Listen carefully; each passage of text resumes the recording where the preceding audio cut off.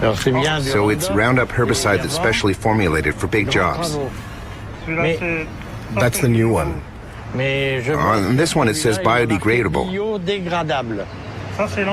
That's the old one. It doesn't say biodegradable anymore, so it must no longer be biodegradable. It's the same product. I imagine they don't have the right to say it anymore. It must not really be biodegradable. Be careful not to spray it in my face. Oh. I'm not a murderer. Well, I'm sure these Roundup-ready soybeans are ready to harvest today. They're probably about, I'm going to say about 11.5% moisture, so they're perfect for harvest.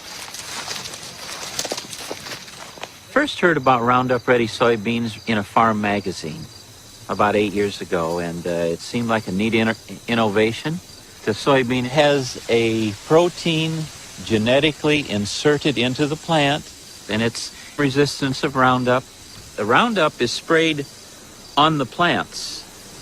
There's some definite advantages. If you look at my field here, you don't see weeds. When label directions are carefully followed, Roundup is not harmful to humans, animals, or their environment. Copyright Monsanto, made in Belgium. If you see any snails, don't spray them because they'll be inedible. So watch the strawberries. I'd encourage European farmers to take a look at the Roundup-ready technology. Frankly, it's very good for the environment. It's a sustainable system. So, give it a try.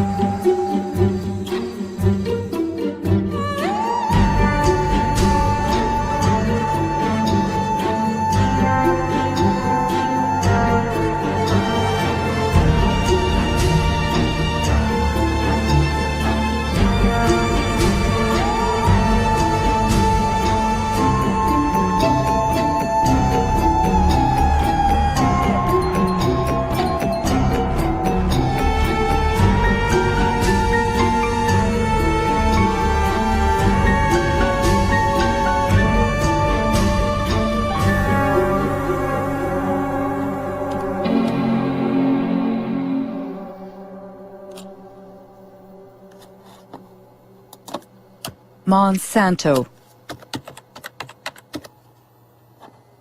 For 20 years I've traveled the globe, and everywhere I've heard about this American multinational. But what I've heard hasn't always been positive. Wanting to know more, I surfed the web for months to put the pieces of the puzzle together. On its website, Monsanto positions itself as an agricultural company that aims to help farmers produce healthier food while reducing agriculture's impact on our environment. Its leading product is Roundup, the world's best-selling herbicide for the last 30 years.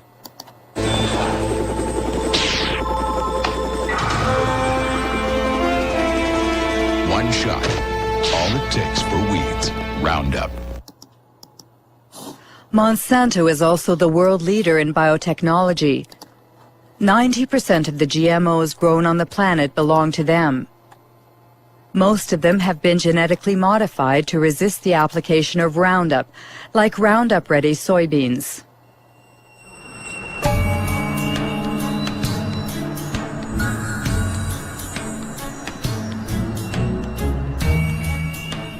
Monsanto's GMOs have invaded the planet, but no ag industry product in history has ever incited as much controversy and passion. Why? What's at stake with GMOs? And could the company's past shed some light on what the company is or claims to be today? Founded in St. Louis, Missouri in 1901, it was not always an agricultural company. It was one of the largest chemical companies of the 20th century. Chemistry is working for you. And very likely Monsanto is working for you. Monsanto, where creative chemistry works wonders for you. The wonders boasted about in this commercial made Monsanto one of the most controversial companies in the industrial era. Agent Orange, aspartame, bovine growth hormone, PCBs. These chemically created oils used worldwide as coolants and lubricants in electrical equipment were the jewels in Monsanto's crown for over 50 years. They were called Arachlor in the United States, Pyrrolin in France, and Clofen in Germany, until they were banned in the early 1980s. Monsanto PCB.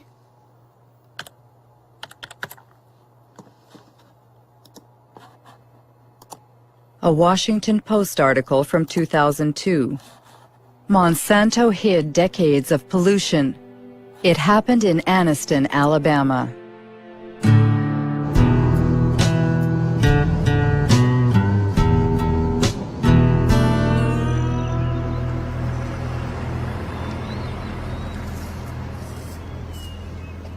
Terry was my baby brother.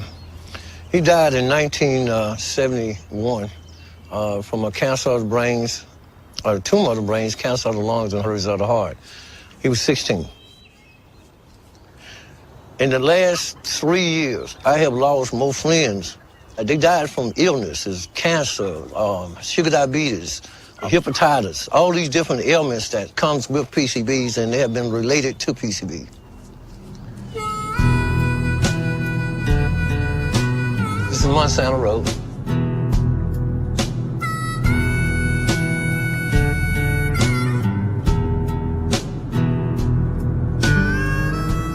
This is all just a black area, minorities that live in this area.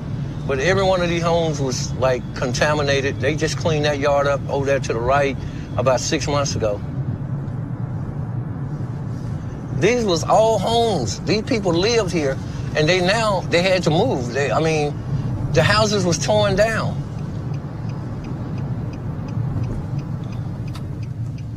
My brother fell dead right around the house. This is the house I was raised in.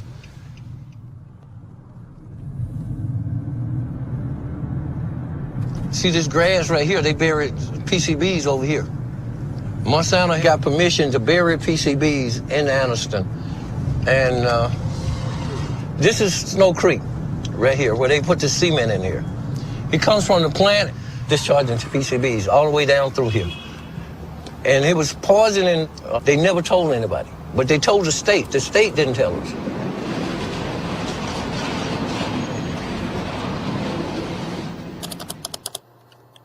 PCB Monsanto knew, but what exactly did they know?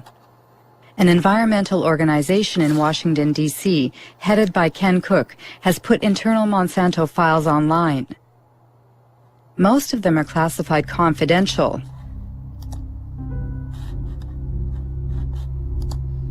FYI and destroy. 1937, exposure to PCBs provokes systemic toxic effects and acne-form skin eruption.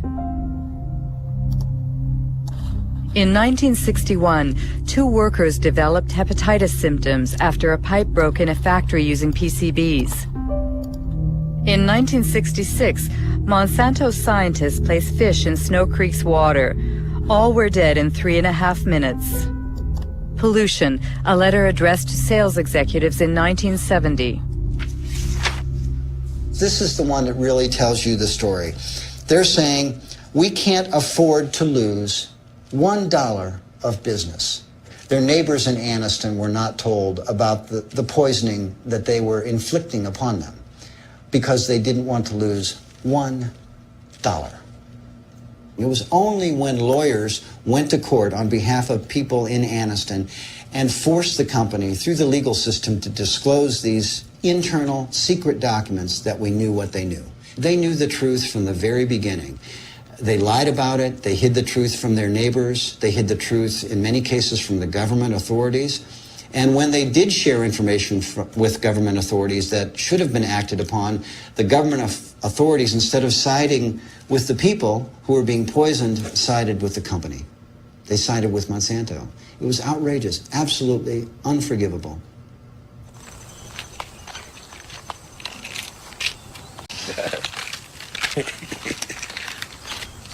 Oh, these are all your medicines? Yeah. Well, no, that ain't all of it. I got some more here. How much you have in you? 63.8 in the blood. In the blood. If they took a fatty biopsy of him now, he probably would top the scales of about 3,000 or 4,000 parts per billion or more. And which is the level acceptable? I mean, Acceptable is 2 part per billion. That's standard all around the world. But these people, we have more in our bloods and in our body than actually anywhere else in the world. it's usual here to speak about his PCB level. We all talks about it because it became a household word now. Kids used to run up to me, Mr. Baker, I got tested. I had 3 part per billion in my blood. How long do you think I got? But that's a horrible story. But what do scientists think about it? On the web, you can find numerous articles concerning the effects of PCBs on human health. David Carpenter is one of the most qualified specialists in the field. He carried out the testing for the Anniston residents. We all have PCBs in our bodies. The polar bears and the penguins have PCBs. And what has happened is in the past, there were a few sites where PCBs were released, but over time, they've gone into the air, they've gone into the water, they've transported, so the whole world is now contaminated with PCBs. The issue is that many diseases are caused by PCB exposure. The one everyone knows about is cancer.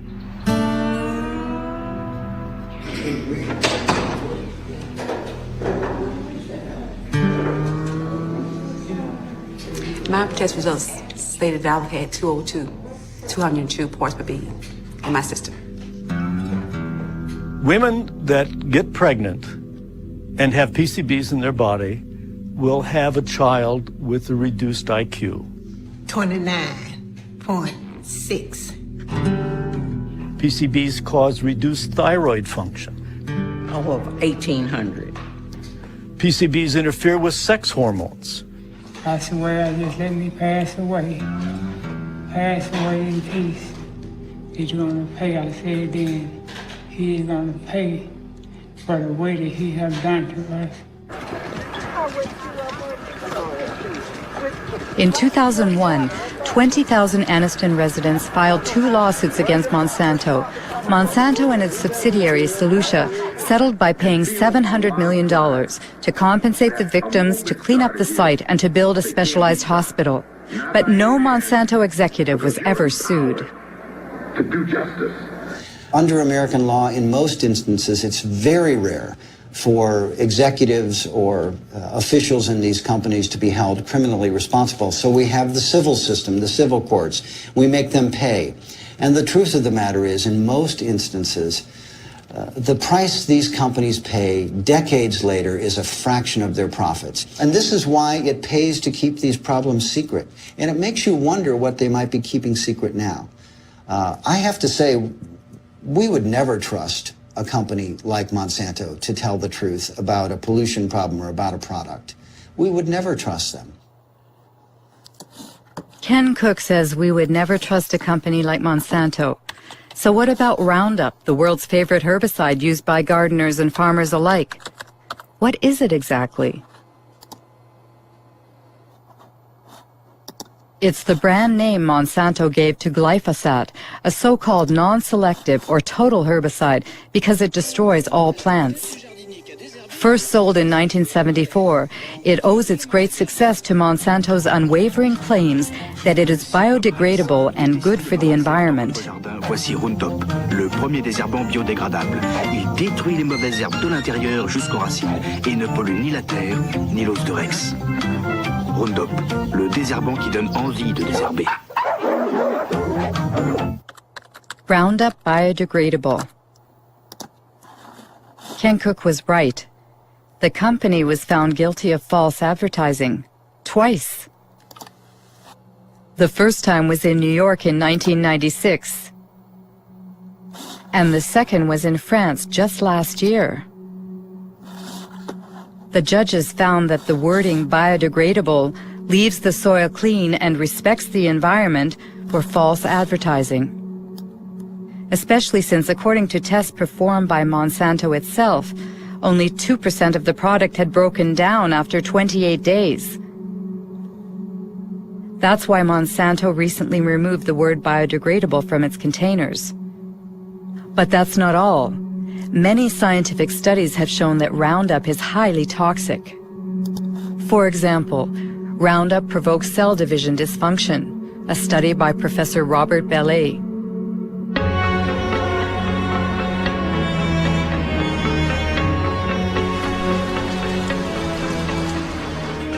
Professor Bellet works for the National Center for Scientific Research and the Pierre and Marie Curie Institute in France. He has studied the effects of Roundup on fertilized sea urchin eggs. The big surprise was that Roundup has an effect on cell division. We saw very quickly that Roundup affected a key process in cell division. Not the cell division mechanisms themselves, but those which control cell division. You have to understand how cells become cancerous. In the beginning, all cells are benign, and then at a certain point, modifications take place in the cells that make them unstable from a genetic point of view. This is the first malfunction that we observed with Roundup. It is for that reason that we consider that Roundup provokes the first stages that lead to cancer. We're careful not to say it provokes cancer, because we won't see the cancers develop for 30 or 40 years. It was immediately clear how important these findings were for product users, especially since the tested doses were well below those which people normally use, and we said to ourselves, gosh, we really have to let the public know about the dangers as quickly as we can. And I thought the best way to do that was to talk to my administration. But there, I was shocked, very, very shocked, because I was ordered, not to communicate our findings due to the GMO question lurking in the background. What an incredible account. Roundup's toxicity was hidden to protect the development of GMOs. So let's go back to the creation of GMOs. According to Monsanto's site, Roundup-ready soybeans, introduced in 1996, were the first bioengineered crop to be approved in the United States. Farmers using these seeds belong to the American Soybean Association, whose address is on Monsanto's site. John Hoffman is its vice president and an ardent biotechnology advocate. In the spring, I will go out and spray one pass of Roundup to burn down the weeds that are growing in the early spring. And about 6 or 7 weeks later, I'll spray a second pass of Roundup. And that controls the weeds for the year. Before we had Roundup technology, this field would have had weeds. We would have had to walk through and pull the excess weeds by hand. It was labor intensive. So the Roundup Ready system saves me time and it saves me money. It seems Monsanto's new wonder has what it takes to entice farmers. But how does it work? How can the soybean plants survive being sprayed with Roundup? This is a soybean cell. The core of this cell contains its DNA, in which the bean's genetic structure is encoded.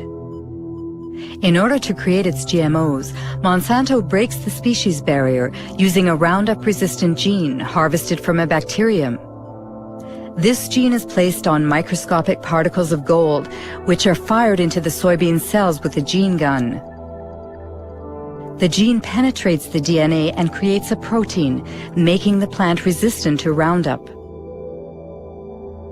When the herbicide is sprayed on the crop, it kills all the weeds, leaving the soybean plants intact. One must admit that the process is an incredible technological feat. But these soybeans engineered to withstand such a powerful herbicide are destined for our dinner plates. They must have been thoroughly tested before being put on the market. Who was the Secretary of Agriculture at the time? Dan Glickman, Bill Clinton's Ag Secretary from 1995 to 2000.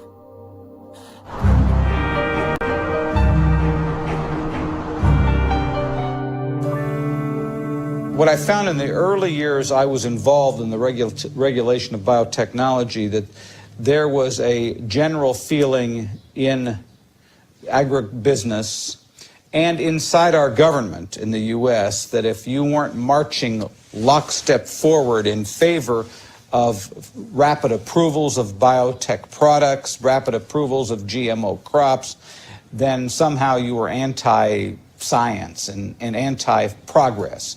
Well, I think that, frankly, there were a lot of folks in industrial agriculture who didn't want as much analysis as probably we should have had because they had made a huge amount of investments in the product. I mean, I think that, and certainly when I became secretary, given the fact that I was in charge of the department regulating agriculture, I had a lot of pressure on me not to push the issue too far, so to speak. But I would say even when I opened my mouth in the Clinton administration, I got slapped around a little bit by not only the industry, but also some of the people, even in the administration. In fact, I made a speech once where saying that we needed to more thoughtfully think through the regulatory issues on GMOs. And I had some people within the Clinton administration, particularly in the U.S. trade area, that were very upset with me. They said, how could you in agriculture be questioning our regulatory regime? In a nutshell, in the United States, the Secretary of Agriculture doesn't stand a chance against the multinationals. But just how are GMOs regulated in the United States? The most crucial policy on the subject was published by the FDA, the Food and Drug Administration, which is legally responsible for regulating the safety of food and medicine. Title: Foods Derived from New Plant Varieties. Date: May 29, 1992. Principle 1. Foods derived from genetic modification are regulated within the existing framework that applied to foods developed by traditional plant breeding. Obviously, the FDA decided not to create a special category for GMOs. For further information, contact James Mariansky, who headed the biotechnology department at the time.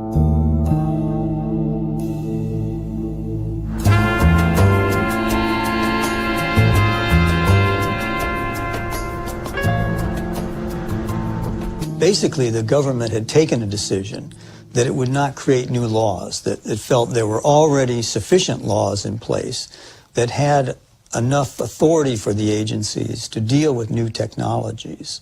That means the White House asks the agency to write a policy where GMOs should not be submitted to a specific regulatory regime? But it's not based on scientific data. It's a political decision? Yes, it was a political decision. It was a very broad decision that didn't apply to just foods. It applied to all products of biotechnology. Unbelievable. James Mariansky admits that GMO regulation was based on politics rather than science. How exactly did they justify their decision? Principle 2. The components of food as a result of genetic modification of a plant will be the same as or substantially similar to substances commonly found in food. In other words, the FDA considers that a genetically modified plant is equivalent to its conventional counterpart. What they call the principle of substantial equivalence has been adopted around the world, and it's at the heart of the debate between biotech supporters and GMO foes. How could the FDA decide that a GMO crop is the same as a conventional plant? What we do know is that the genes that are being introduced currently, to date, using biotechnology, produce proteins that are very similar to proteins that we've consumed for many centuries. That's the FDA's official position on the matter, which was toppled by Jeffrey Smith, author of several books on GMOs. Michael Hansen, scientific expert for the Consumers Union of the United States. And writer Jeremy Rifkin, who was the first to denounce the principle of substantial equivalence. The reason why GM crops are here is based on a deception that occurred in the FDA. They said that these foods are not different. They used the word substantially equivalent. They used the word not meaningfully or uniformly different. And what that turned into was a terminology called generally recognized as safe, or GRAS.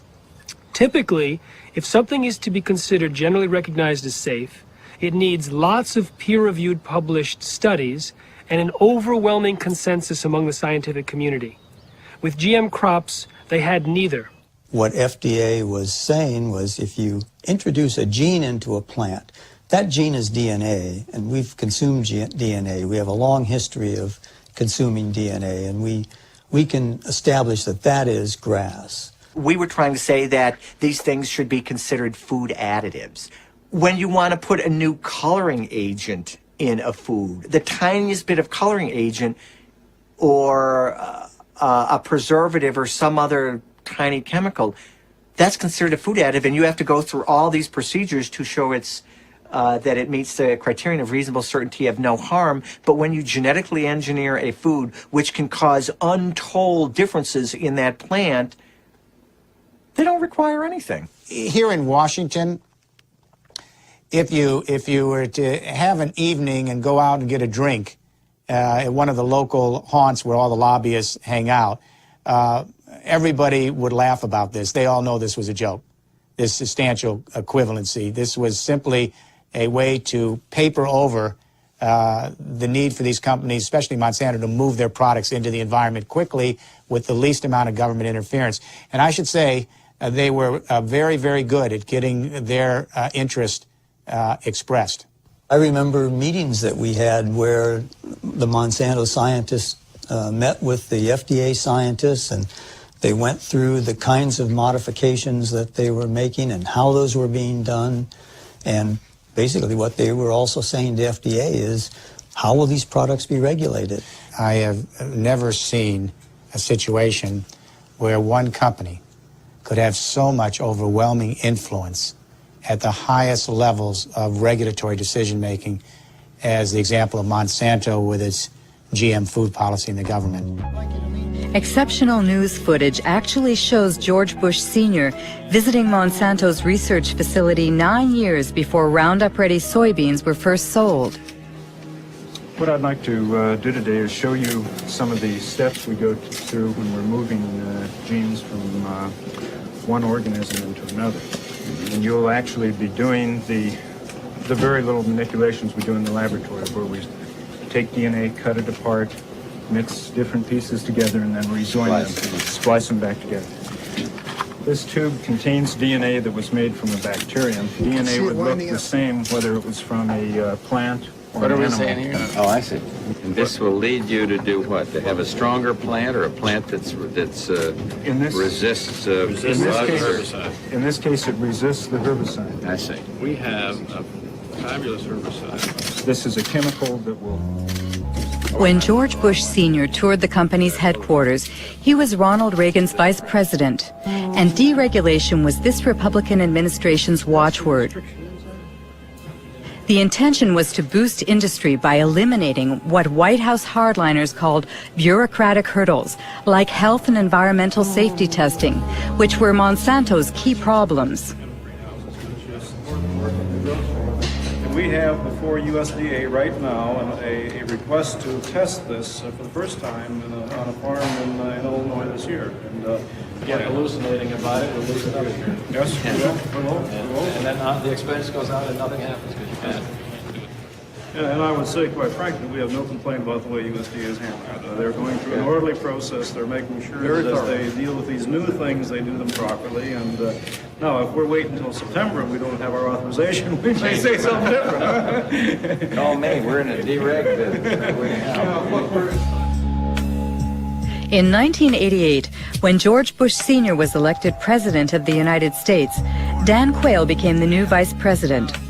4 years later, he announced the American policy concerning GMOs, drafted just as Monsanto had wanted. We are taking this step as part of the President's Regulatory Relief Initiative, now in its second phase. The United States is already the world leader in biotechnology, and we want to keep it that way. In 1991 alone, we want to keep it that way. In 1991 alone, it was a $4 billion industry. It should reach at least $50 billion by the year 2000, as long as we resist the spread of unnecessary regulation. Do you think it was really a conspiracy? A conspiracy is a strong word. From a corporate standpoint, it was a brilliantly executed takeover.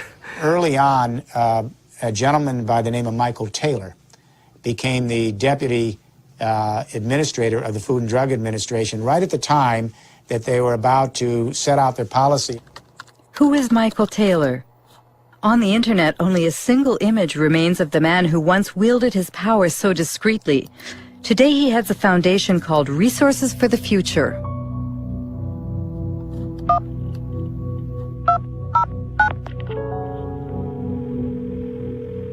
Hello, Marie-Monique speaking. Hello, it's Mike Taylor. My questions are about your role. I mean, when you were working at the FDA, before being hired by the FDA, you worked as an attorney for Monsanto during 7 years, didn't you? Well, I was a partner in a law firm of which Monsanto was a client, and I worked on some Monsanto matters, yes. And apparently, if I understood well what I read, and the FDA created a new position for you, Deputy Commissioner for Policy? Well, because there was a special need at that time at the FDA because of the new GMOs? It had nothing to do with GMOs. Nothing at all to do with GMOs.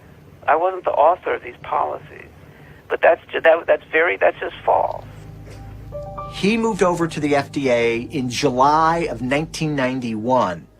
Up until that time, he was at a law firm called King & Spalding. His personal clients included not only Monsanto, but the International Food Biotechnology Council. And he had drafted for them a proposal for how they would like to see genetically engineered foods regulated. And if you look at the proposal that was written for IFBC, that was Michael Taylor's, with the final one that was published, it looks very, very similar. So if he didn't write it, it looks like somebody took what he wrote and changed it slightly for the policy. Mr. Taylor was the deputy commissioner at the time, and he provided the leadership for the project and served as the chief, the sort of the lead policy person in terms of making sure that the project got done. So Monsanto played that game very well, both the political game and the regulatory game. They played a key role in bovine growth hormone in getting that thing approved, and also in how genetic engineering was dealt with.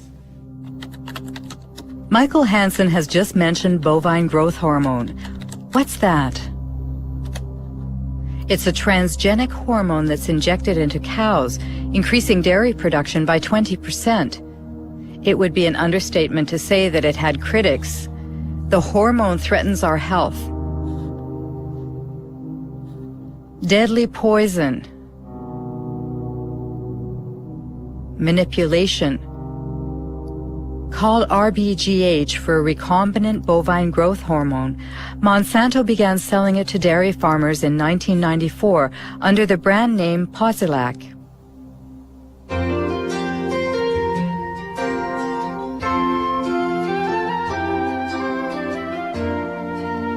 Posilac is the single most tested new product in history. You'll soon see the dramatic results Posilac can offer you. In 1985, Monsanto submitted Posilac to the FDA for market approval.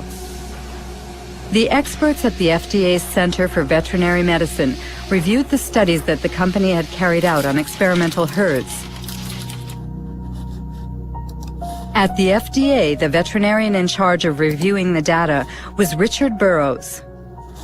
In an interview, he stated that agency officials had suppressed and manipulated data.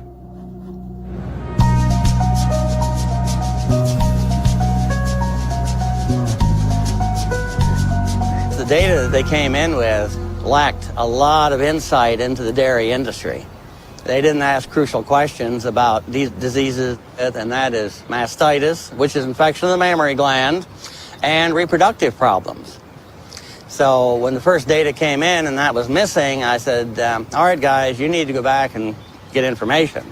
So that set it back probably 2 or 3 years. Did you warn the FDA about your concerns?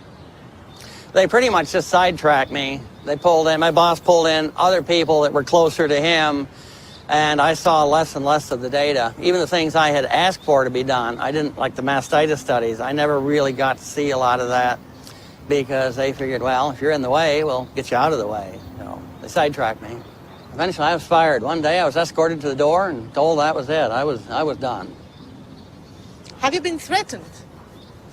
Yes, mainly by the lawyers for Monsanto, because when I was going for my appeal, they told my lawyer that if I went in and revealed any company secrets in my defense, that they would sue me. In the end, the FDA was forced to reinstate this conscientious veterinarian. He eventually resigned, disheartened. On the internet, there's also talk about files that were stolen from the FDA and sent to Dr. Samuel Epstein, who heads the Cancer Prevention Coalition.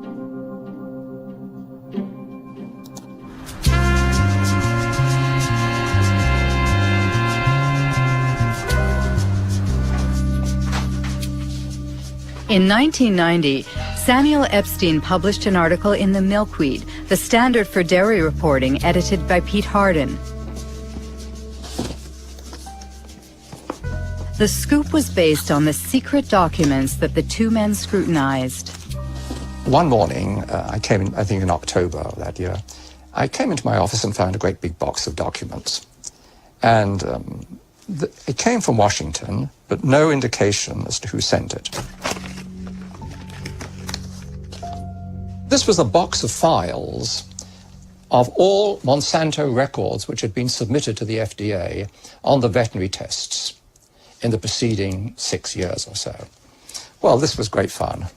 Many of these documents are original documents, and as it says here, company confidential. It contains confidential information which may not be reproduced, revealed to unauthorized persons, or sent outside the company without proper authorization. As an investigative journalist, that's the kind of stuff I like to report. Revealing this information made Monsanto and FDA very, very angry, because what we were able to establish is that there were dramatic physiological changes in the animals that received the shot, the hormone shots, compared to their control group peers.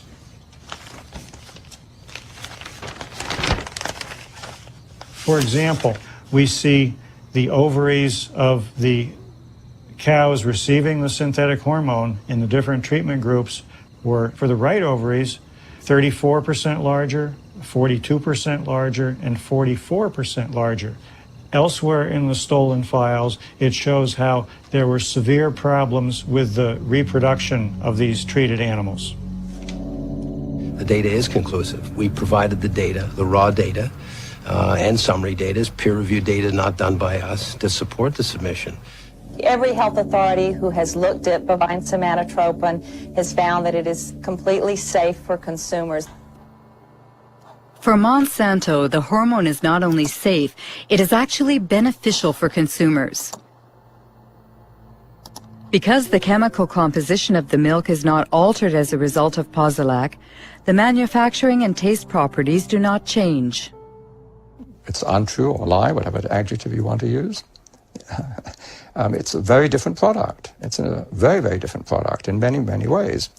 First of all, as there's a high incidence of mastitis in the cows, there'll be pus in the milk.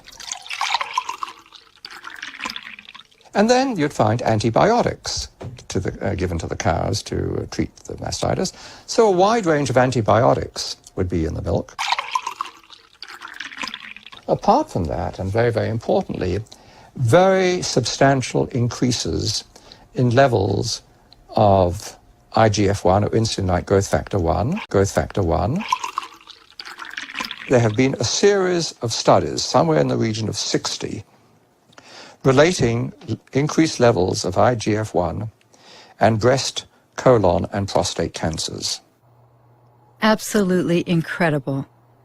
Are there other countries that have approved RBGH?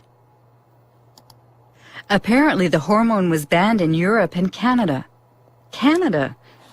That's strange because Health Canada usually models its decisions on the FDA's. RBGH, scandal at Health Canada. Monsanto accused of attempt to bribe Health Canada for RBGH. Margaret Hayden, I swear that the evidence I shall give on this examination... In October 1998, 3 scientists from Health Canada testified before a Senate commission in order to stop the approval of the transgenic hormone. The scandal was made public by whistleblower Dr. Shiv Chopra. Shall be the truth, the whole truth, and nothing but the truth. So help me God. My question to myself was, what truth am I going to tell, the one I know or what the minister is telling me to tell? And that was my conflict. I would ask each one of you, have any one of you been lobbied by Monsanto? Any one of you? Dr. Hayden. I did attend a meeting back approximately about, I believe, 1989-90, and Monsanto representatives had met with myself and my supervisor, Dr. Drennan, and my director, Dr. Messier, and at that meeting, an offer of $1 to $2 million was made by the company, and I don't know any more about what became of that, but my director indicated after the meeting that he was going to report it to his superiors. How did Monsanto react? Well, Monsanto did not deny that they made the offer of $1 to $2 million at this meeting. They later on tried to say, oh, this was an offer of research in Canada to do some more studies in cows in Canada or whatever. So anyway, that's what happened in Canada. The drug was not approved. So the European Parliament, based on what revelations in Canada, banned it forever. And then all of a sudden, we 3, Margaret Hayden, Gerard Lambert, and I, were dismissed for disobedience. And we fired. All 3 of us were fired, and those fights are now in courts. Bovine growth hormone! The United States Congress also opened an investigation at the request of RBGH opponents who oppose the ban on labeling milk as RBGH-free. Interestingly enough, the investigation was never completed. Purchases of milk surpluses. Bovine growth hormone, BGH, is a test of consumer acceptance of genetic engineering. In the garbage. In the garbage! The cow hormone drug was simply the first major application of biotechnology to food production, and Monsanto is a very powerful corporation with many linkages to top-level persons in government.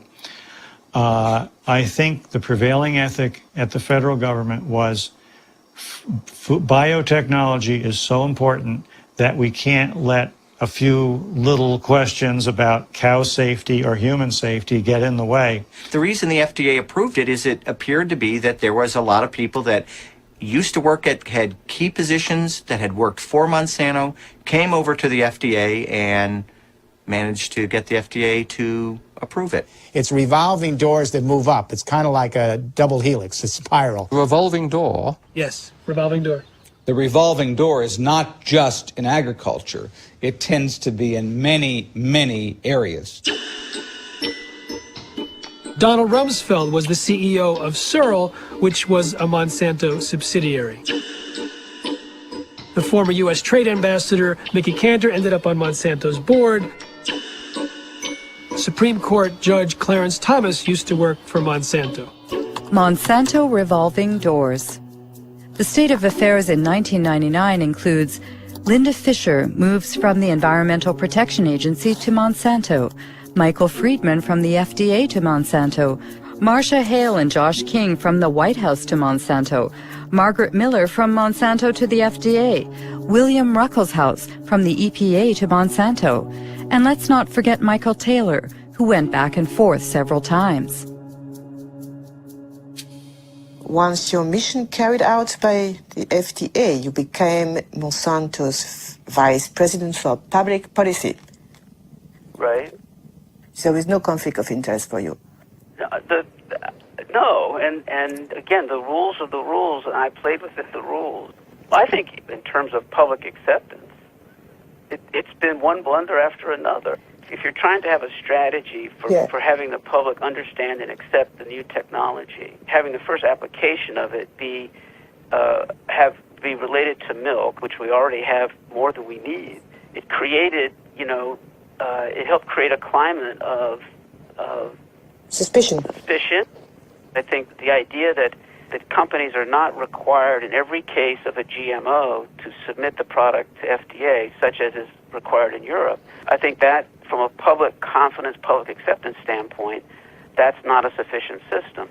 I personally have said that Congress should change the law. Congress should create a mandatory notification system that ensures that every product is looked at by FDA and that FDA makes a safety judgment about every product. That's some very compelling testimony. It seems that Michael Taylor has qualms about the policy he signed in 1992. What about the FDA's own scientists? Was there a consensus on the GMO regulations? FDA documents show they ignored GMO safety warnings from their own scientists, written by Steve Drucker.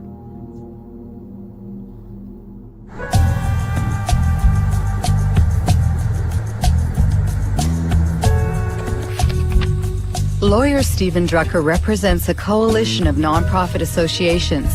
He sued the FDA, forcing it to declassify its internal files on GMOs. We received over 44,000 pages from the FDA's own files, and they revealed that the FDA has been lying to the world since 1992, if not before. But they continue to lie. They are still lying.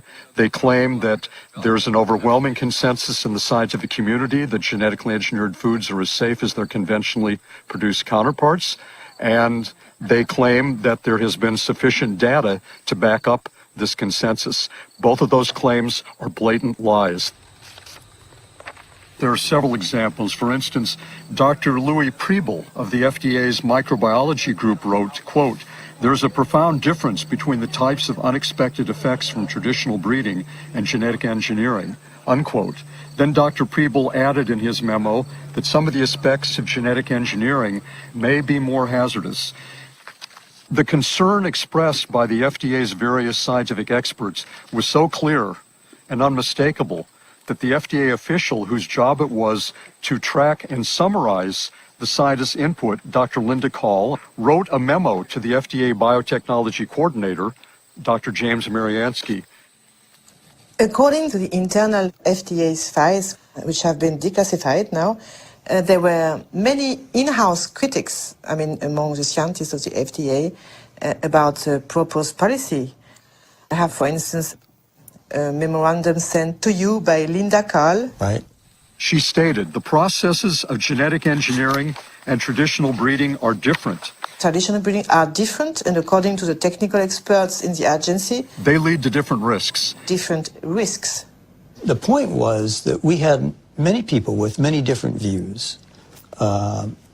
Linda Call, of course, wrote that in her memo, but in fact, when we finished the policy, all the scientists agreed with the policy. Now, FDA, of course, looked at the use of genetic engineering and has no information that simply the use of the techniques creates products that differ in safety or quality. Even before the consistent warnings in the memos from the FDA's own scientists, the FDA had very clear warning because the very first genetically engineered food supplement that came to market in the United States caused a major epidemic. Do you remember what happened in '89 with L-tryptophan? You remember? Yes. It was a bioengineered amino acid. We know very well what's amino acid and right. That killed dozens of people and made hundreds and hundreds sick. It caused an epidemic of an unusual disease called EMS. Right. And how many people died? Right, but we have many... 37, and more than 1,000 people disabled. You remember? I do And remember. you said, according to FDA administrative record, we do not yet know the cause of EMS, nor can we rule out the engineering of the organism. Did you say that? That I read? Yes. Amazing. James Mariansky can't rule out the possibility that it's the genetic manipulation itself that triggers unexpected side effects. But he did nothing. Have any independent scientists investigated this question, which is crucial for consumers? Arpad Pustai, world-renowned scientist, lost his job when he warned about GE Foods. 1998.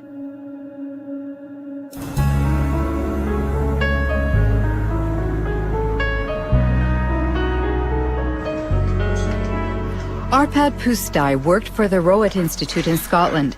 At the Ministry of Agriculture's request, he led a study on genetically modified potatoes with a budget of over €2 million and a staff of 30 researchers to prepare the arrival of GMOs in Great Britain. We were all enthusiastic about it. I was enthusiastic about it. The ministry thought that if we did this study, looking at all aspects, then it would be an endorsement of GM. And when they introduce it, they would say that the foremost laboratory in Europe, nutritional laboratory, had looked at them and they found them all right. Arpad Pustai specializes in lectins. These proteins function as an insecticide protecting plants against aphids. Rowett scientists had created potatoes that were resistant to aphids and into which they introduced a snowdrop gene, which produces the lectin in question. Beforehand, they verified that in their naturally occurring state, lectins themselves do not pose a health risk. The genetically modified potatoes were tested on rats. It had twofold effects. First, it started to increase a proliferative response in the gut. And that you don't like because this is possibly, I'm not saying that it is cancerous, but what it does, it can have an adjuvant effect on any chemically induced tumor. The other thing is the immune system was certainly got into high gear. And that was, we don't know whether it's good or bad, but it certainly did recognize the GM potatoes as alien. And we were convinced that this insertion is causing the problem and not the transgene. As I said, the transgene, when we did it in isolation, even at 800-fold concentration didn't do any harm. It was a very important point because the American FDA is going on by about a neutral technology. And what we did say and what we did publish was actually corroborated, confirmed that it was not the transgene which was the problem, but it was the technology.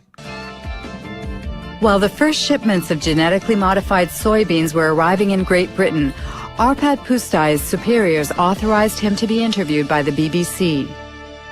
As a scientist actively working on the field, I find that it's very, very unfair to use our fellow citizens as guinea pigs. They will never forgive me for that. Monsanto did see the importance of our findings. Don't worry about it. Even before the broadcast went out, they already knew because the Scottish Crop Research Institute did get a lot of money from Monsanto, and they were not slow to understand the implications. The day after the interview's broadcast, Arpad Pustai was fired and the research team dismantled. Dr. Stanley Ewan was in charge of evaluating the impact of GM potatoes on the rat's internal organs. He no longer has any illusions about scientific independence. I was extremely, angry and very, very concerned. It's like your whole world is disappearing under your feet. What's going on? But you see, they start to discredit Stanley as well. It's not just Arpad and me. Stanley was made to retire and he was discredited at the university. As well? Oh, yes. Oh, yes. It was very hard indeed. Monday, it was wonderful work.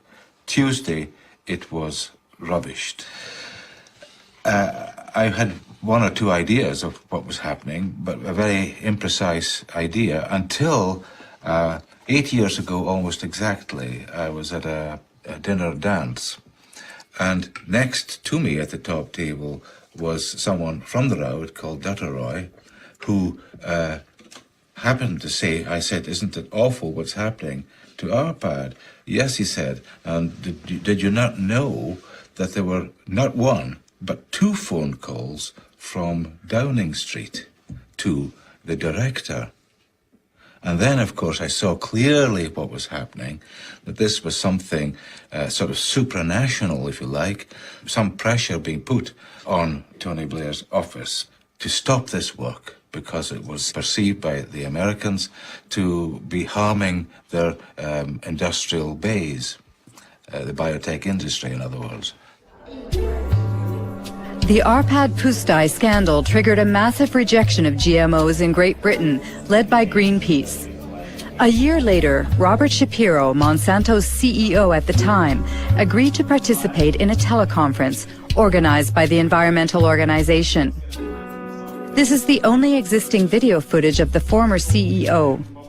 He was responsible for moving the company into the biotechnology era with its new slogan, Food, Health, and Hope. Monsanto made huge efforts to push its products in every direction with the full support of multinational food manufacturers, retailers, communications firms, regulators, even governments. You behave not as a company offering life and hope, but as bullies, trying to force your products on us. If I'm a bully, I don't feel that I'm a very successful bully. I want to start by emphasizing that biotechnology is a tool. Biotechnology in itself is neither good nor bad. It can be used well or it can be used badly. The products that are on the market have been reviewed through the regulatory processes that society has established in order to assure not only safety, but the environmental safety of the products themselves.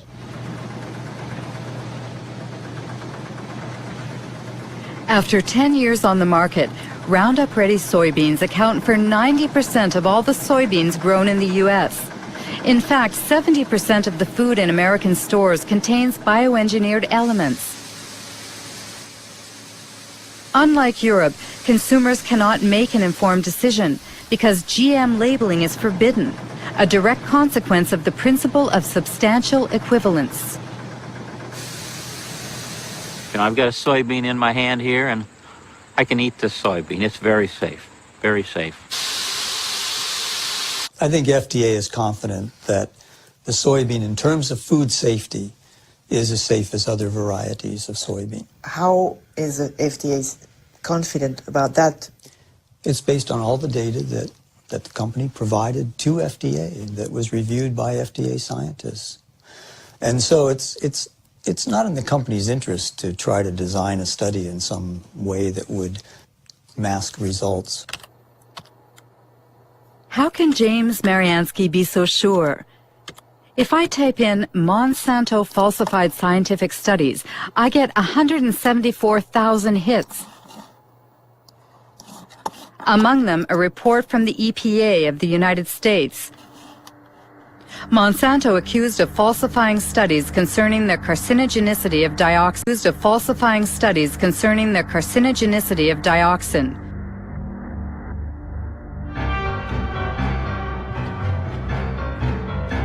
The story began in Nitro, in a Monsanto factory that produced a powerful herbicide called 2,4,5-T. In 1949, an explosion in the factory provoked unexpected side effects. 228 workers developed an extremely disfiguring illness called chloracne. It's caused by dioxin, which is a highly toxic byproduct of 2,4,5-T.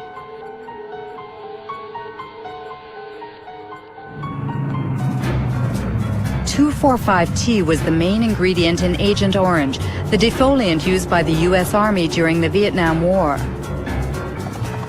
During the war, 40 million liters of Agent Orange, containing 400 kilograms of pure dioxin, were sprayed on trees in southern Vietnam. 3 million people were contaminated, including thousands of American soldiers. Even some 40 years after the end of the war, dioxin continues to claim more victims. We know today that this poison provokes cancer and serious genetic malfunctions.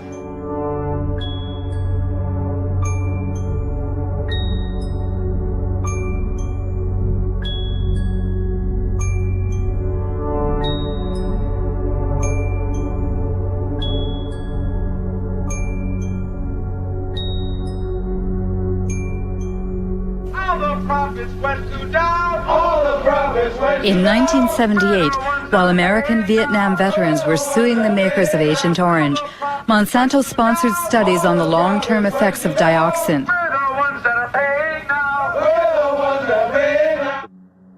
The company paid scientists to compare the health of workers who had been exposed during the nitro plants accident 30 years prior to the health of non-exposed workers.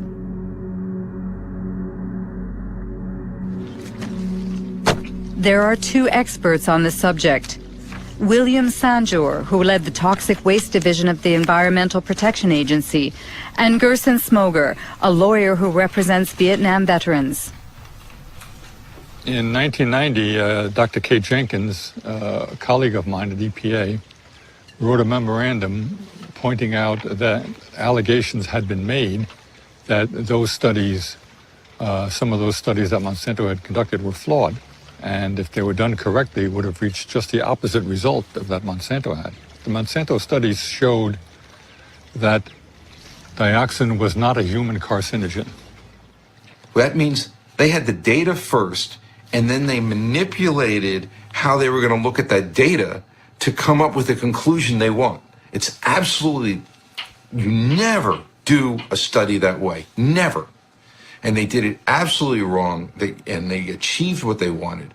And it came out later that there were people that had cancer that in one of these two studies were listed as being exposed to dioxin, and the same 5 people in another study were listed as not being exposed. When you put all these cancers into the unexposed, then it looked like the unexposed people were getting as much cancer as the exposed, and they said, but there's no difference.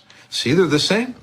So then thousands of veterans were disallowed benefits because of exposure to Agent Orange. So all policy was affected by those studies for 7 to 9 years in this country. Being a good scientist and a good EPA employee,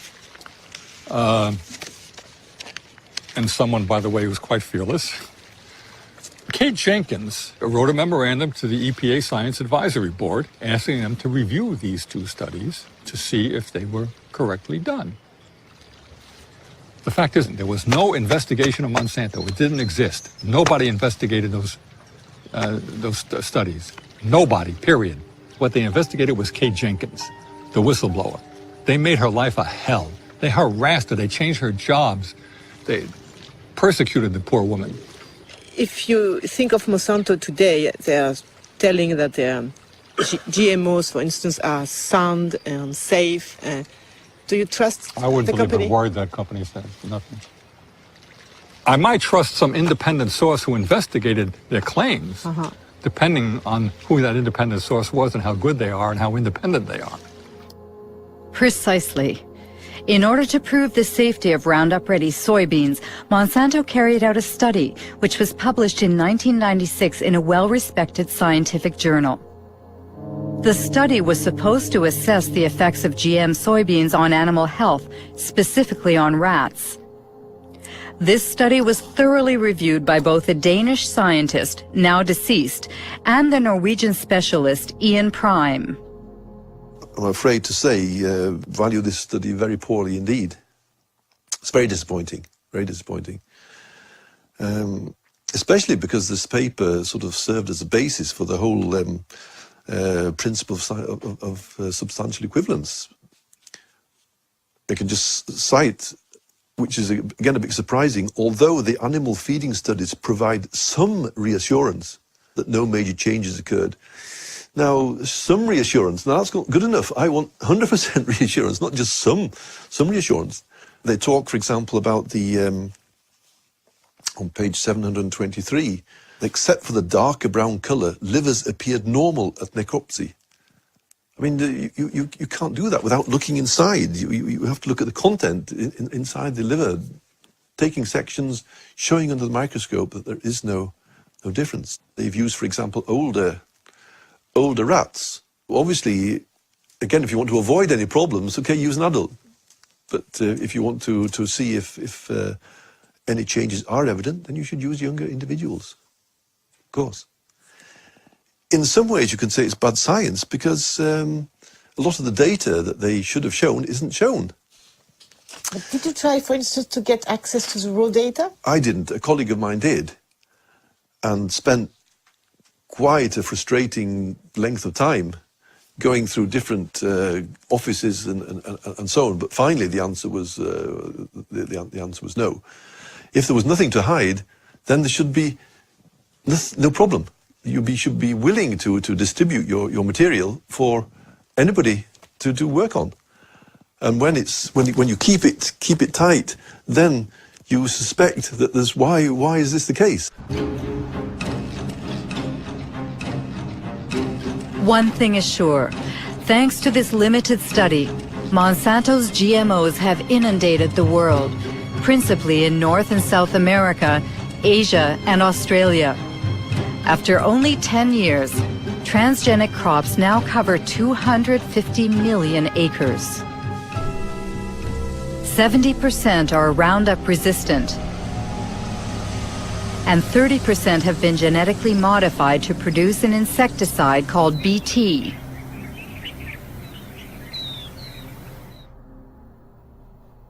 Since 2001, the company has published a yearly document titled The Pledge Report, a kind of ethics statement in which Monsanto tries to justify its business practices. At the heart of the opposition to GMOs is the subject of patents. This is what Monsanto calls their intellectual property, which are supposed to protect their investment. In North America, every farmer who buys bioengineered seeds must sign a technology agreement in which the farmer promises to respect the company's patent on the modified gene. Biotech crops are protected by U.S. patent law. And so I may not in any way save seed to replant the following year. It's something that is a protection for Monsanto, for biotech companies, because they literally invest millions and millions of dollars to produce this new technology. And how can Monsanto know that someone, for instance, replant harvested seeds?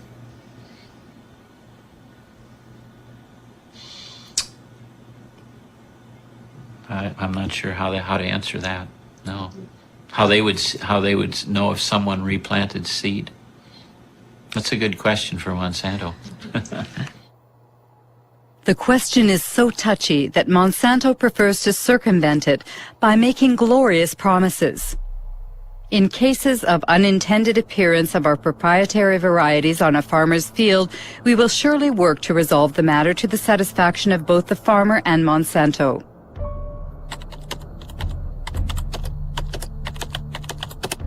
The reality seems much less idyllic. The Center for Food Safety in Washington, D.C. published a study on farmers sued by Monsanto for having not respected its seed patents. It found at least 100 lawsuits and many bankruptcies. Among the victims, Troy Rush, an Indiana farmer.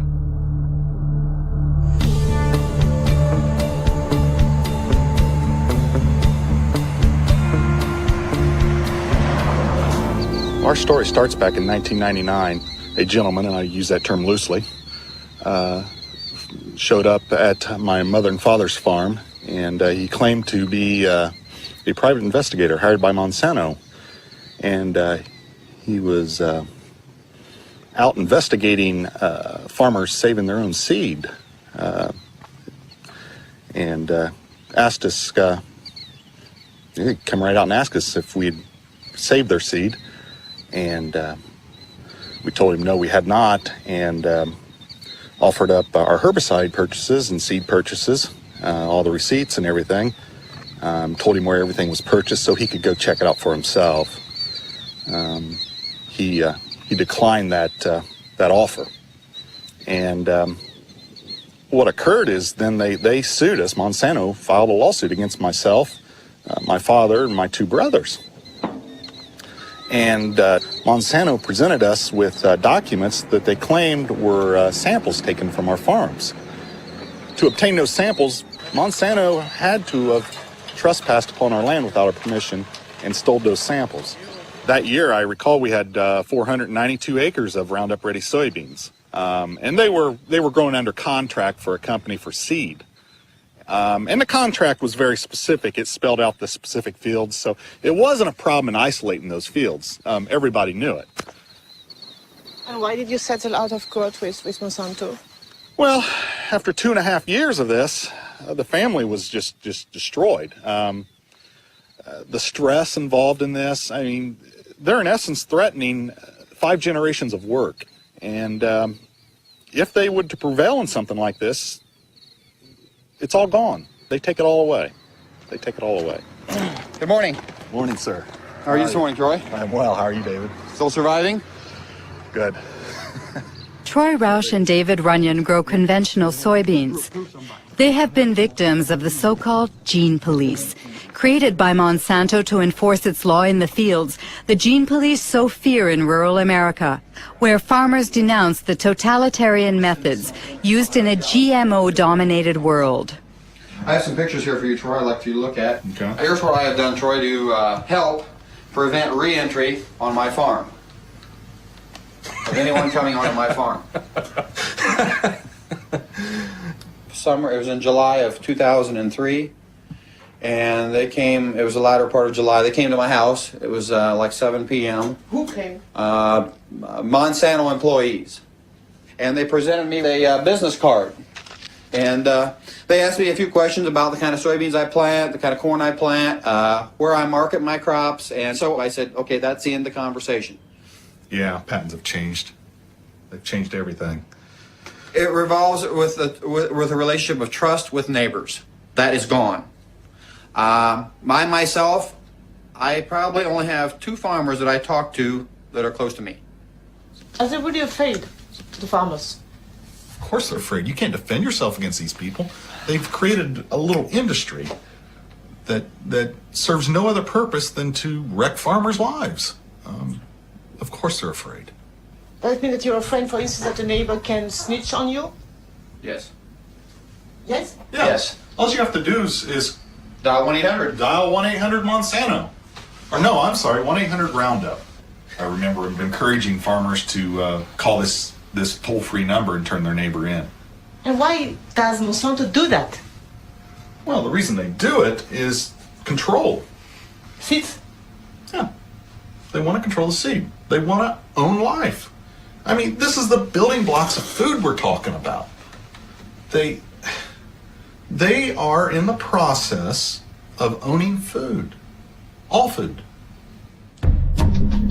Between 1995 and 2005, Monsanto acquired over 50 seed companies throughout the world. These companies produce corn, cotton, wheat, and soybean, and also seeds for tomatoes, potatoes, and sorghum. Everywhere, people worry about Monsanto's monopoly, which in the long term threatens to wipe out all non-transgenic varieties. Monsanto doesn't agree and speaks only about the benefits of biotechnology, especially in developing countries like India. Our products provide significant economic benefits to both large and small growers. In many cases, farmers are able to grow higher quality and better yielding crops.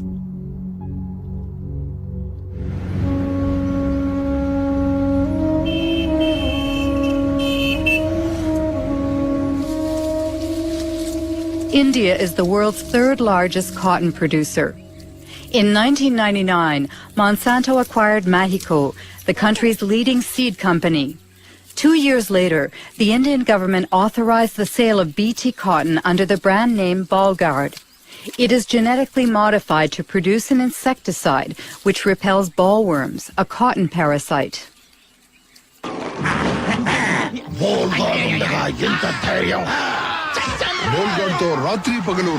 చూసారా Bollgard శక్తి యొక్క వాగ్దానం spray తక్కువ లాభం ఎక్కువ Bollgard ప్రతి విత్తనాలు కాయదులుచు పురుగులతో పోరాడే శక్తి. Since 2001, Kiran Sakari and Abdul Gayam have been closely following the transgenic cotton grown by small farmers in the Warangal district. Every year, the two agronomists publish a report comparing bioengineered cotton with conventional cotton in terms of yields and production costs. In 2006, the harvest was ravaged by a disease that affects transgenic cotton. This is a Ballguard field. We can see some of the rhizoctonia affected plants. You see, if you remove the bark of a healthy plant, it won't be like this, like threads. See, it's a classic example of rhizoctonia infestation. The farmers, they have never seen that. And when we were doing our study from 2001, we have noted this disease on very few samples in the BT cotton only. And as the time passed, the spread was seen more and more in the BT fields as well as some non-BT fields also. But I personally feel that there may be some interaction, undesirable interaction between the host plant where the gene was introduced and the gene which is carrying the BT. And that has introduced the weakness in the plant to not to resist this rhizoctonia. I have seen the website of the Monsanto. BT cotton reduces 78% of the pesticide reduction and pesticide consumption, and it gives to 30% better yields. But it's an utter flop. After 90 days, invariably you have to spray for bollworms, even on the BT cotton. How do you explain that so many farmers are buying BT seeds? See, presently the option is is getting narrower and narrower to the farmer. During the current season, even farmer wanted to go for non-BT. There was no non-BT hybrid seed available in the market.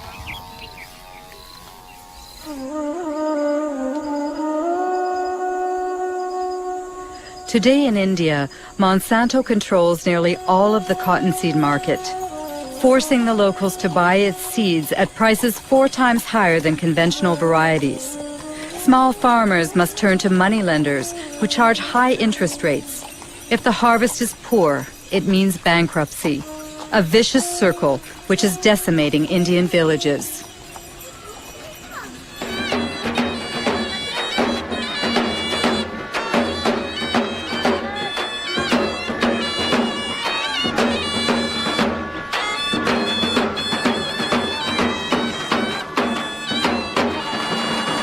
आज जे आपल्या इथं आत्महत्या झाली ती कशामुळे झाली?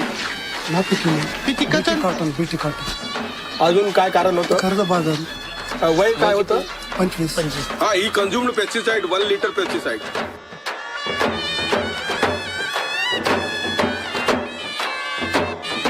पहिलं decide आहे का?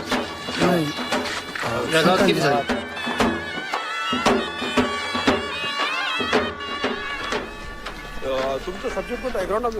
Tragedies like the one we've just witnessed occur 3 times a day in the Vidarbha region, where BT cotton was introduced in 2005. Of course, cotton farmers committing suicide is not new in India. But the GM crops are causing it to skyrocket. However, in this battle that pits David against Goliath, few dare to publicly denounce this international scandal.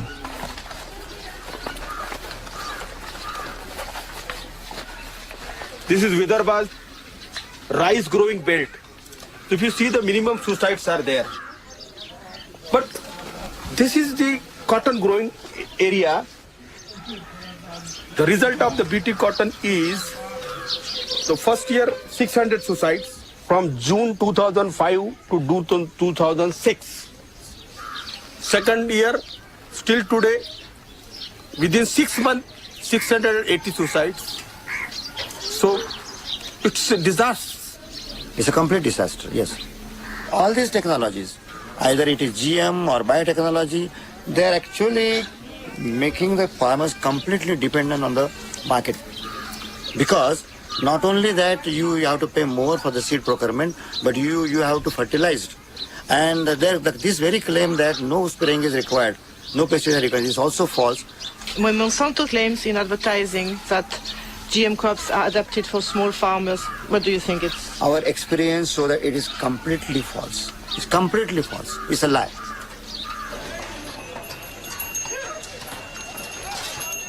On this day in December of 2006, a revolt was brewing in the largest cotton market in the state of Maharashtra.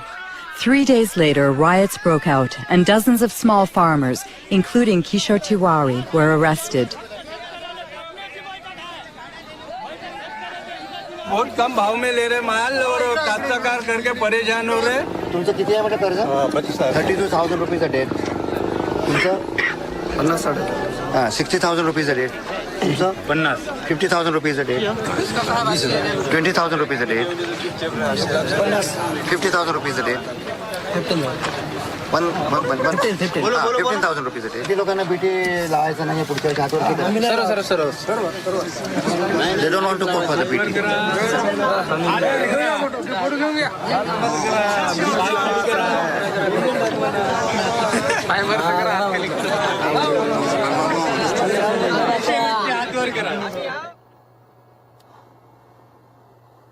Seeds of Suicide is the title of a book by physicist Vandana Shiva.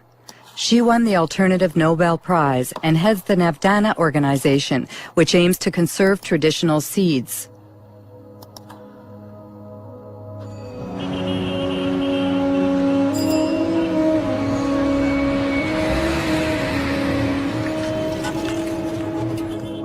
In the beginning, Vandana Shiva's battle was against the first Green Revolution, which brought industrial agriculture to India in the 1960s.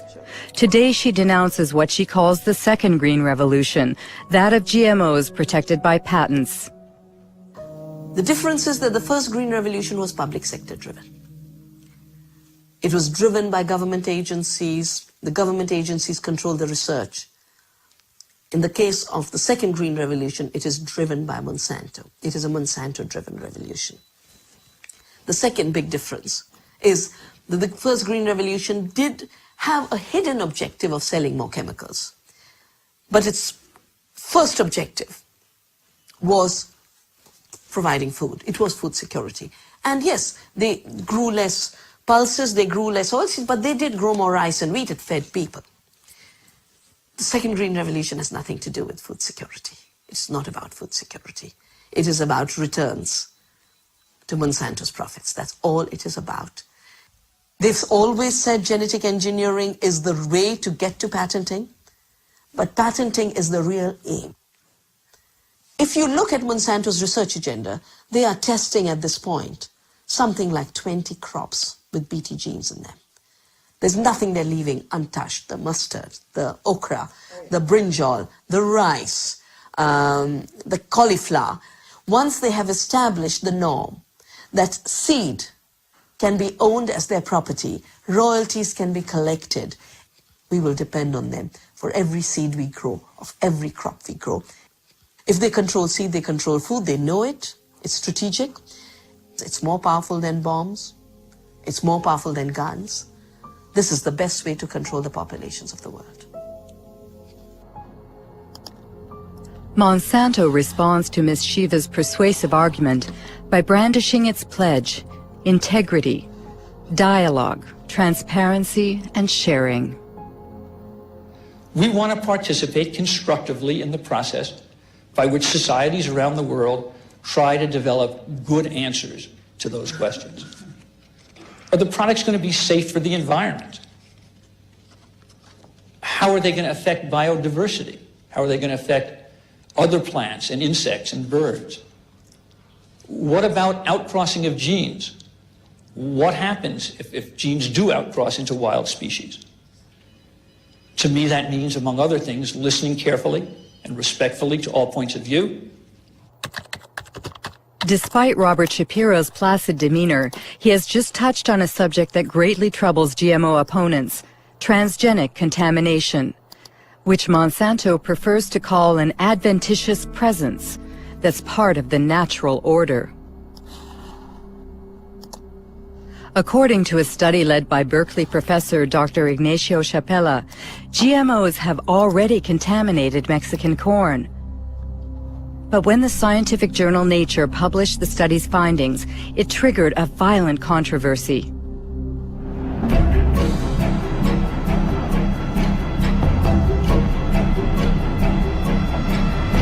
I had been working for 15 years with indigenous communities in Oaxaca, in Mexico, and they had been developing the capacity to analyze their environment themselves.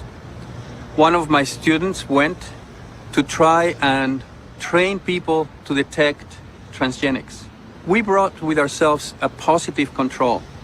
That was a can of corn from the US that we knew was transgenic, and we were looking for a negative control.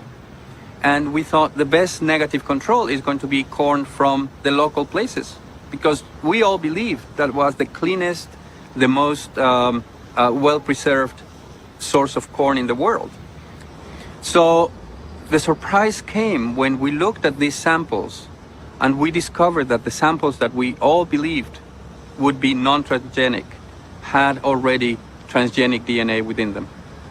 It was a very big surprise for us to discover that these land races of corn that were kept by people locally and supposedly maintained over 10,000 years had already been reached by transgenic contamination, mostly from the US.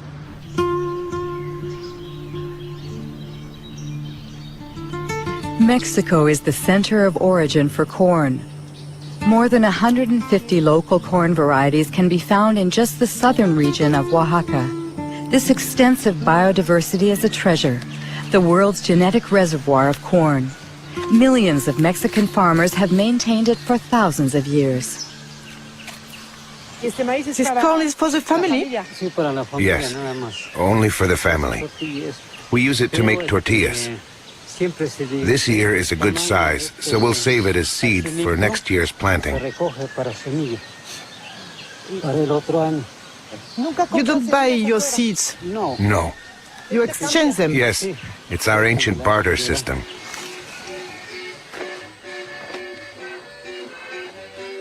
To preserve its corn's diversity, Mexico has banned genetically modified crops. However, due to the NAFTA free trade agreement it signed with the United States and Canada, Mexico cannot stop the massive importation of American corn, 40% of which is genetically modified.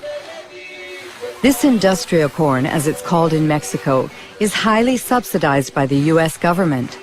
So on local markets, it costs half as much as traditional Mexican corn.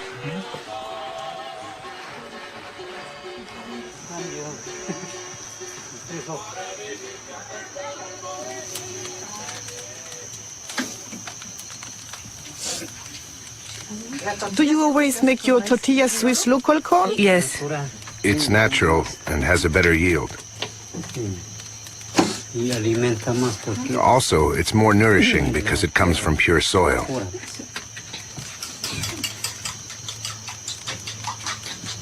That's blue corn. In the past, my ancestors only planted this kind of corn. Today, we maintain it as well. It existed before the Spanish conquest. Yes. There's another kind of conquest. There's another kind of conquest. What's the new conquest? It's the transgenic conquest that wants to destroy everything by making local corn disappear so that their industrial corn can dominate. If they succeed, We'll be dependent on multinationals. We'll be forced to buy the fertilizer and insecticides they sell, because without them, their corn won't grow. Whereas the local corn grows very well without fertilizer or herbicide. Look at it. It's very beautiful.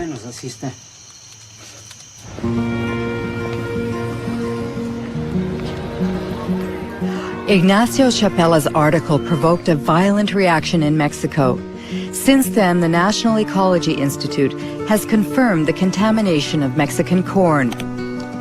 Roundup Ready and Bt genes have been found in corn from 5 regions of the country. What would happen if bioengineered corn crossed with traditional land races? Dr. Alberas Buya led a study using a local flower. She inserted the same gene in several specimens and then observed their growth. We observed that 2 plants, strictly identical from a genetic point of view, in other words, they both have the same genome, the same chromosomes and the same transgene. The only difference is that the transgene is located in different places. And well, once they grew, these plants presented a phenotype. That is to say, flower shapes that were very different. Some have flowers that are identical to their natural counterparts, like here, 4 petals with 4 sepals, but others have abnormal flowers with abnormal hair or strange petals. In addition, some are completely monstrous. The only difference in all of these plants is the location of the transgene, which was inserted randomly. Why is that worrisome? In Mexico, once the transgenic corn seeds have been released into the environment, it's very likely that the transgenes will insert themselves into the genomes of the local Mexican varieties. It's an unavoidable phenomenon, because corn plants cross naturally by wind-blown pollen. Given that, we fear that the genetic resources of traditional corn will be uncontrollably affected.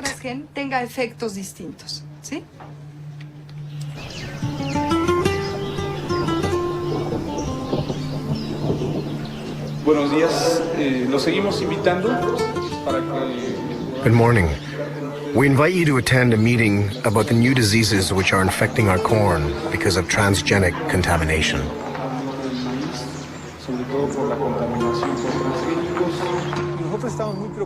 Aldo heads an organization of indigenous people. For 2 years, he's been leading an information campaign in Oaxaca communities, where Elena Alberas fears have already been confirmed in the fields. I'm going to show you some photos of some corn plants that we took in our region of Sierra Juarez. We'd like to know if you have already seen this type of plant in your community.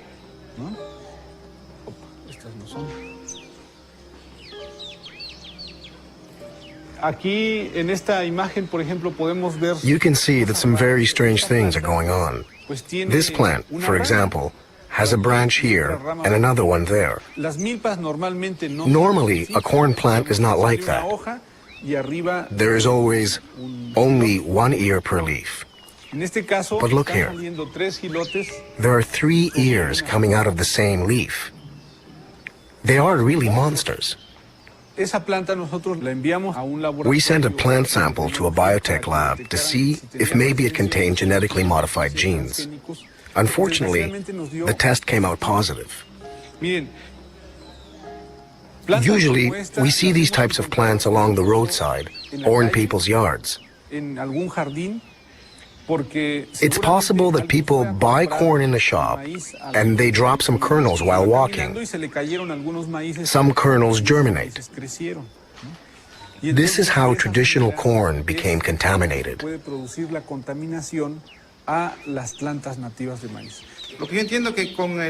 From what you've said, if we don't manage to stop their spread in our fields, soon we'll be forced to buy our corn seed because our own won't work anymore. That's very troubling. What should we do? First of all, if you find a strange plant, you should immediately remove its stamen, because that's where its pollen comes from. In any case, you must be very vigilant in monitoring your plants.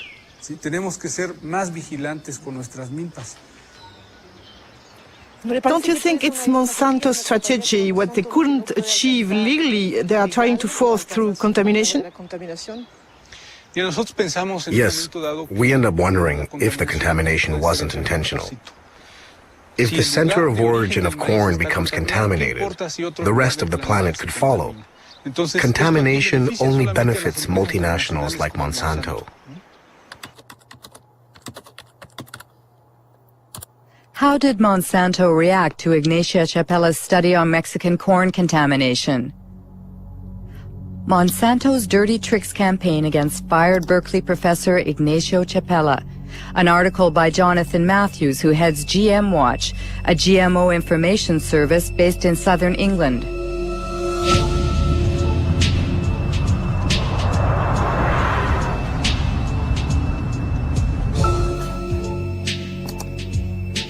According to Jonathan Matthews, Ignacio Chapella was a victim of a campaign launched on AgBioWorld, a pro-GMO internet site.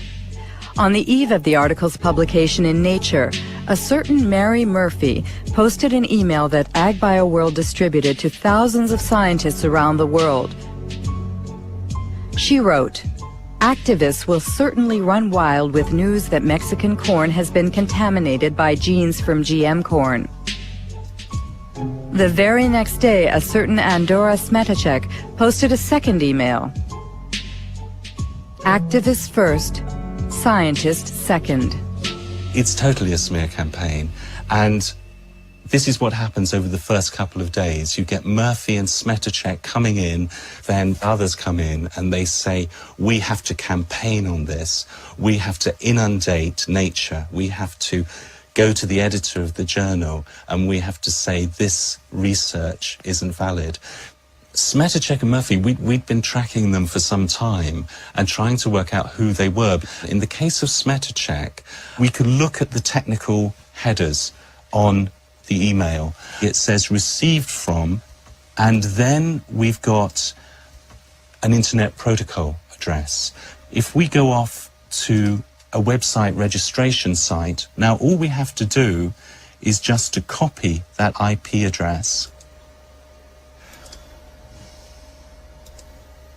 Organization name, Monsanto Company, and based in St. Louis.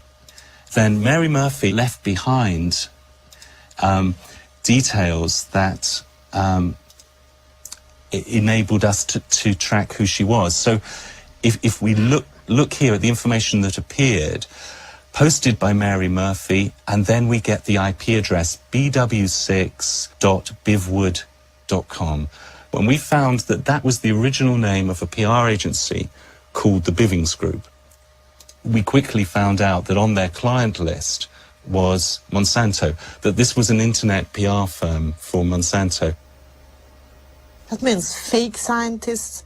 Very dirty tricks. Yeah, no, we're talking very dirty tricks here. Yeah, I mean, there's no ethics at all in what's going on here. It shows an organization that is determined to push its products into countries around the world, and it's determined to destroy the reputation of anybody who stands in their way.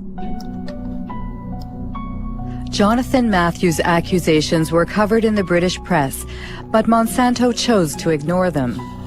As it continues its unrelenting rise, the company defends its vision of a transgenic world that will resolve the problems of famine and the environment in perfect harmony.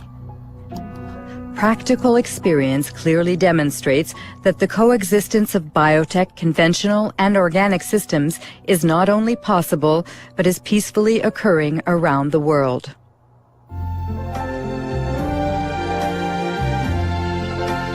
I see trees of green, Imagine mundo que preserve a natureza, o ar, os rios, onde a gente possa produzir mais com menos agrotóxicos, sem desmatar as florestas. Você pensa num mundo com transgênicos. What a wonderful world. Uma iniciativa Monsanto com apoio da Associação Brasileira de Nutrologia.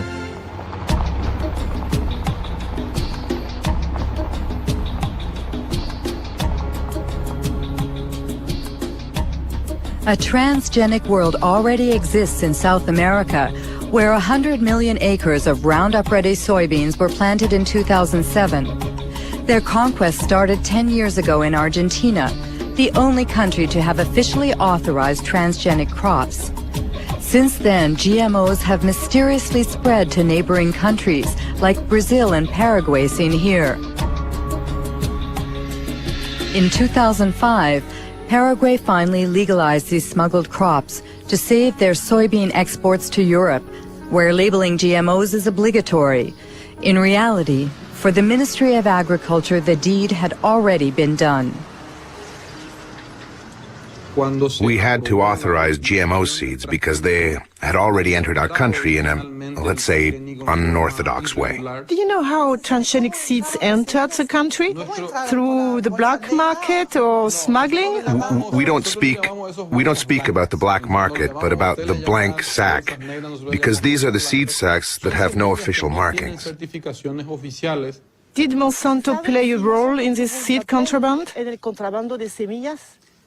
It is possible that the company, let's say, promoted its varieties and its seeds, and as I told you, the government had to react after the fact to authorize what was already a reality.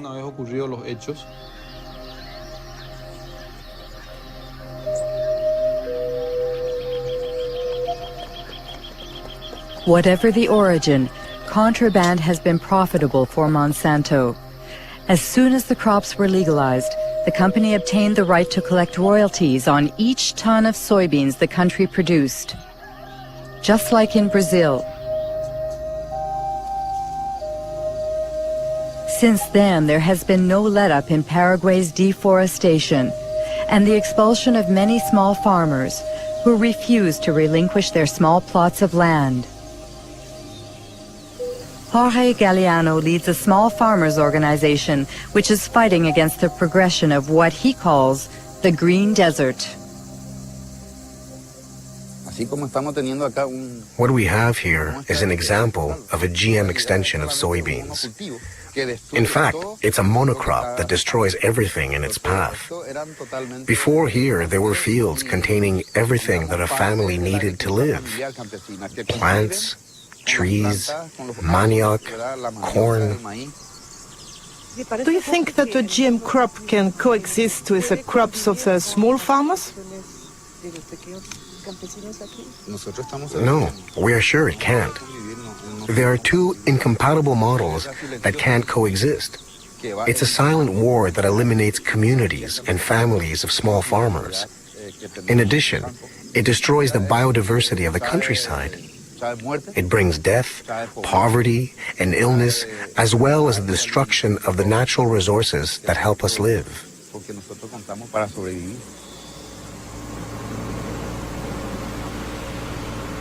Today, Roundup is sprayed all over Paraguay by plane or mechanical spreaders driven by unprotected farm workers.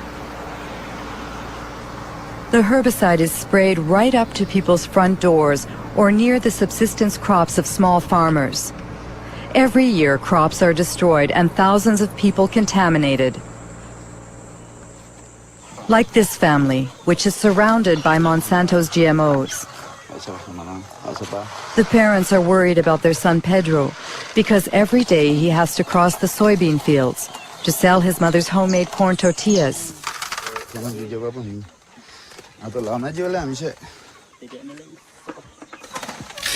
How long has he had that? It started 15 days ago. It started on his foot and then it spread. That's how it starts.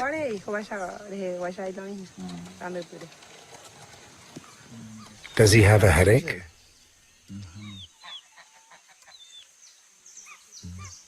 Is he eating? Very little. Today he didn't want to eat what I prepared for him. He only drank a little fruit juice. And his brother?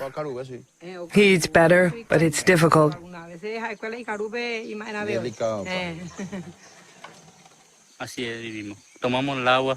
That's the way we live. Recently, we lost 60 ducks and geese.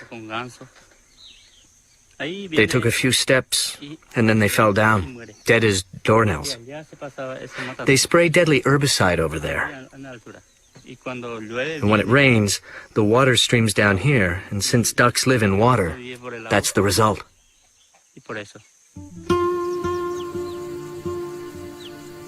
In Paraguay, 70% of the farmland is owned by only 2% of the population. With GMOs, the concentration is increasing. 3/4 of the soybean producers are foreigners staking claims for this new green gold. The ban on animal-based feed after the mad cow epidemic and the recent biofuel craze have caused soy prices to soar, triggering a rush to round up ready crops.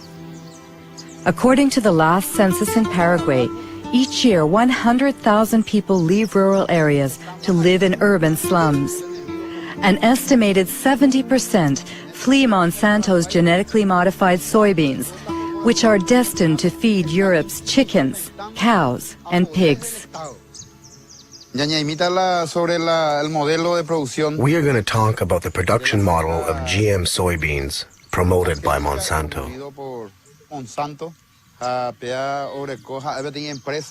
It's a true multinational company. It's everywhere in the world. Its objective is to control all of the world's food production through farmerless farming.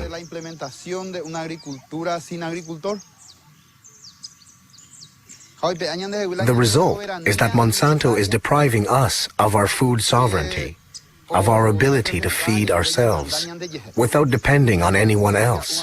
That is why we say that we must fight for our independence, for our land. We must defend our communities, our families, and our country. In my case, my family lives in the city, but I don't want to go there. In the city, you have to buy everything, even food. Here, whatever we grow is ours. We can eat whatever we want, but in the city, you can't. If you don't have money, you have to search for food in garbage cans. I'd like to add that these families' struggle to survive touches all of us. In 2007, Monsanto employed 18,000 workers in 50 countries. In 2007, its stock prices continue to rise, and its profits have reached $1 billion. Its shareholders include not only pension funds and banks, but also hundreds of thousands of small investors.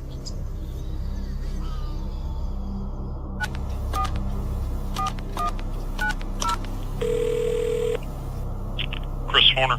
Hello, Christopher Horner. I'm Marie-Monique Robin from France. Yeah, we appreciate your persistence in asking, but we've had several conversations internally about this and have not changed our position. So there's no reason for us to participate. Our suspicion is that it would not be positive.